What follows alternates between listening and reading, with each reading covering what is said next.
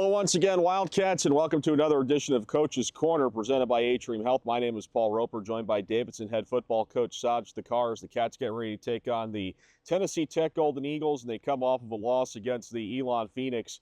Had to weather a 2-hour delay, and Coach, we'll just start right off with that. Game was expected to kick off at 6, didn't kick off till 8 o'clock, so how did the team manage that delay? Yeah, I thought they did a great job. You know, we kind of have an attitude in our program, like put the ball down and play anytime, doesn't matter. We didn't need much time to warm up, and I thought our guys handled it well, in good spirits to kind of think something that was out of our control, right? It's not about what happens, it's about how we responded to it. I thought our guys, did a good job overall. Well, now that you had the time to look at the tape from Saturday's game at Elon, what were some of the improvements that you saw between week 1 and week 2? Yeah, a lot of little things when it came to communication, alignment, assignment, just guys, being in the right spot, different personnel packages, substitutions, guys having urgency, getting on and off the field. A lot of little things showed up. We were in much better position to make plays, and I thought overall, all 11 in all 3 phases just did a better job on the pre-snap with their communication and alignments.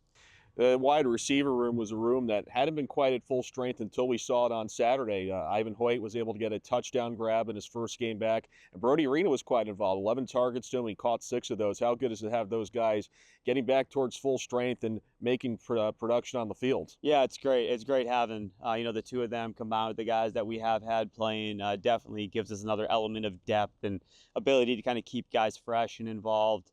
And get into some of those different personnel packages we were talking about.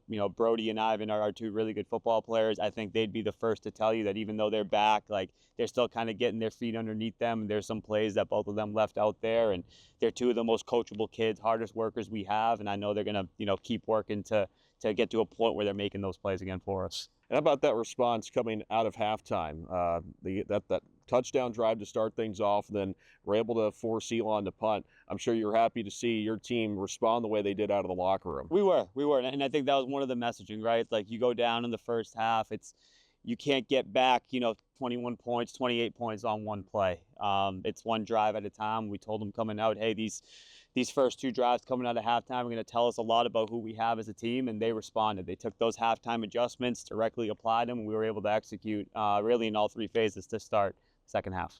Now, I understand that you're starting a sort of a new position in which you're helping break down film for the Panthers pregame show on WSOC Channel 9. Tell me a little bit how you got involved with that. Yeah, they reached out to Joey, and we were able to get it scheduled with Phil Orban coming by and doing the weekly segment that aired on Sunday in the Panthers pregame. It's fun to be able to do, and as a coach, you always love chances to break down film.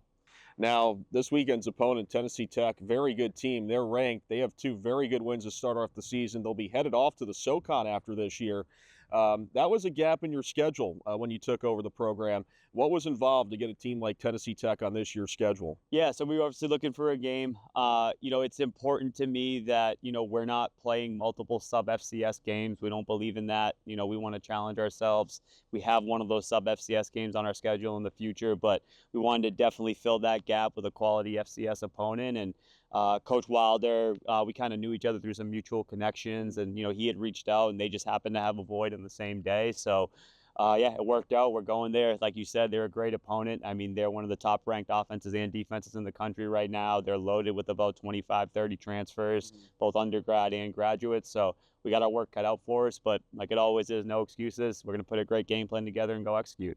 Well, we'll see what happens on Saturday against a very good Tennessee Tech team out there in Cookeville. Coach, always good to check in with you, and good luck this weekend. Absolutely. Thank you, Paul. Always great having you here, and go Cats. Appreciate it. Go Cats. That is head coach Saj Thakkar. My name is Paul Roper, and thank you for joining us for another edition of Coach's Corner presented by Atrium Health. Our pregame coverage begins at 12:30 with kickoff at 1 p.m. Eastern, 12 noon Central from Cookeville, Tennessee. Until then, this has been Coach's Corner presented by Atrium Health. Live fully.